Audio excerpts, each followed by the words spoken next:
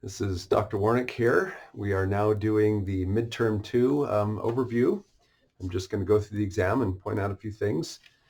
The average was 77%, which is very good for this exam. A little bit more challenging in some ways than the earlier one due to the abstract nature of the mathematical content. So now I'm going to go problem by problem through the exam. A vector and gradient curl and divergence. Most students got those right. If you do have questions about those, please contact me by email or any other way that you can. Problem 3, I think I gave quite a bit of prep for that in the lectures, so most students got the gist of that. We were doing a closed path integral of a vector field that had a zero curl, and by Stokes' theorem that will always be zero. Alternatively, you could actually work the integral and you get numerical values and those would cancel to zero. But that's, of course, takes much more time. But it's not a bad thing to go through the full integral because that's practice in doing path integrals. So either way it was good. Most students got that right. So now we're on the fourth problem on the exam. That was converting from rectangular to spherical. The class did well on that. The only real potential glitch was switching the angles, but hopefully I got you prepped enough that you didn't mix up the theta angle down from Z and the phi angle in the XY plane. Now for problem 5, that was capacitance. The idea there is that for a pellet plate capacitor, the capacitance is epsilon times area over separation between the plates. So focus on the epsilon for a second. Epsilon is about 9 picofarads per meter. So you take 9 picofarads per meter and multiply that by A over D, which is a number, has units of meters. If that number is close to 1, if the area is close to numerical value to the separation, you're going to get about 9 picofarads for that capacitance. So really, to get something much higher than a few picofarads, we have to have a really small distance, so D is small in the denominator, or a big area. Now the other thing we can do is increase epsilon and go from the base value to a larger value. And in fact, all those things are done in a capacitor you would buy for a circuit or a system. High dielectric, large area all rolled up in a small package, and a really thin dielectric, so the D is small. So this problem, the answer was about a picofarad. The next problem is Lenz's law. The idea there is to look at the magnetic field. It happens to be increasing in the plus Z direction, so we put our thumb in the minus Z direction, and we get clockwise for that problem. Most students did well there. 7 was displacement current. The idea there is to take the voltage across the capacitor plates, which is given by the source voltage, divide that by the plate separation, that's now E. We multiply by epsilon and get D. Then we integrate D over the plate area and take the time derivative, and that's displacement current. What we're really doing is we're evaluating a term on the right-hand side of Ampere's law in integral form. There is another way to do this problem. We can use the equality of displacement current in the capacitor and the electrical current in the wires in the circuit. To get the electrical current, we would have to use the capacitor voltage current relationship. We could go from there. Now that's not directly computing displacement current. We're getting the current in the circuit, but the current in the wires in the circuit are equal to the displacement current in the capacitors, and that's how Ampere's law maintains continuity of the circuit all the way around through the wires, the air gap, and the wires in the simple circuit.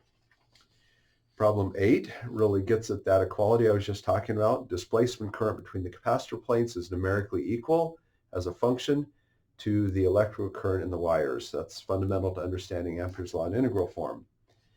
Boundary conditions. We had two H fields. There was a dotted line that showed the tangential components were equal.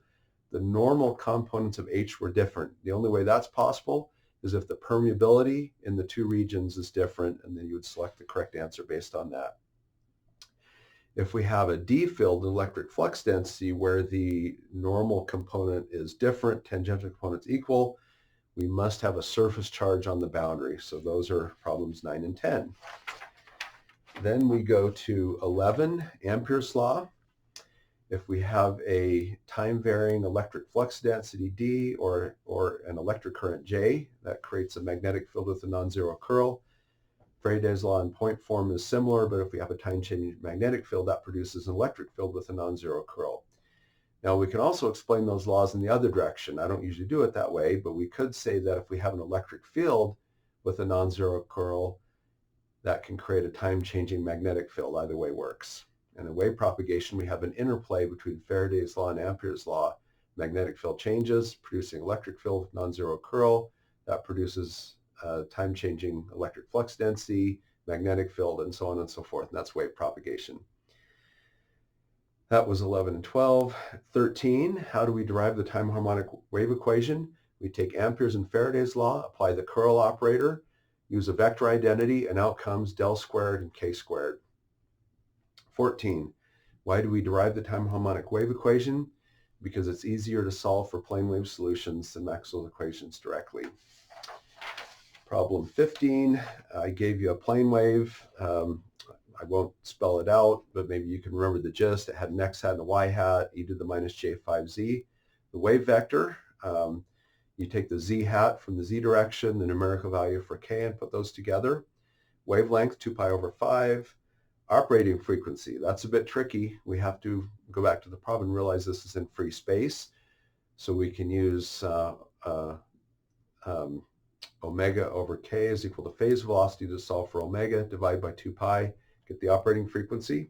Most students got these problems right. The last problem takes more steps. It's a bit trickier. We take the phasor, multiply by e to the j omega t, and take the real part. Then we get the time domain electric field.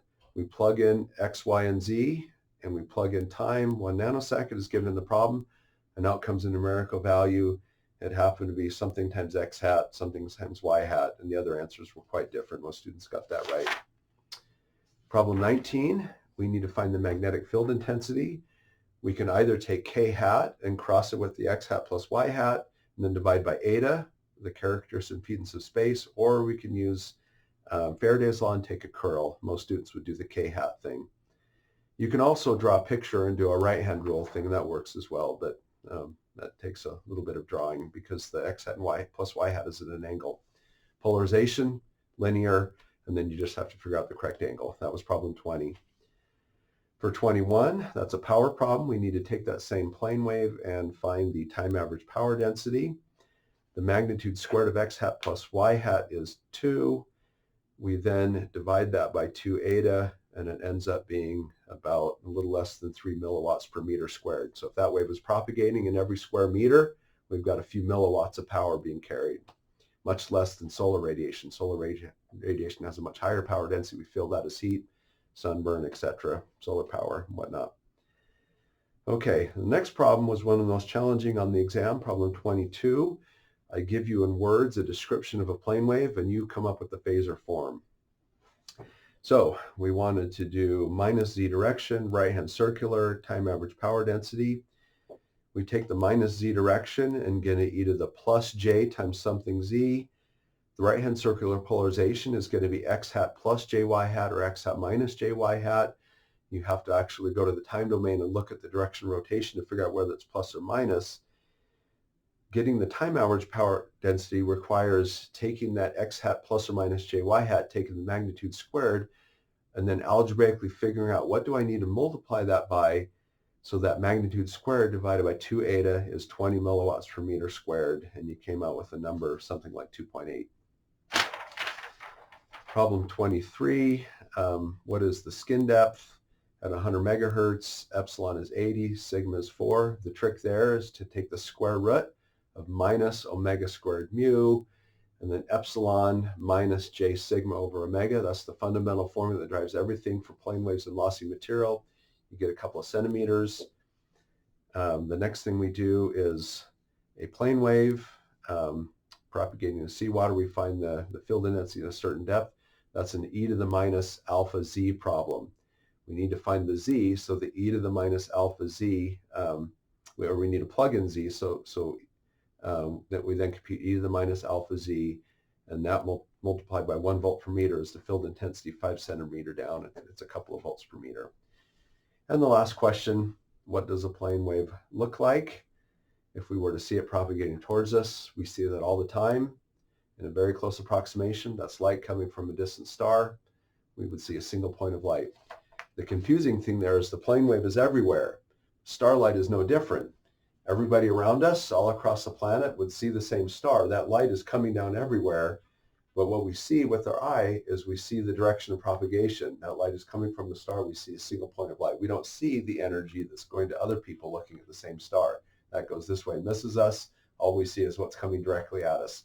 So again, the counterintuitive thing there is the plane wave is everywhere. There's energy coming in all in a whole plane of directions towards us, but we only perceive the direction it's coming from. A little note looking forward.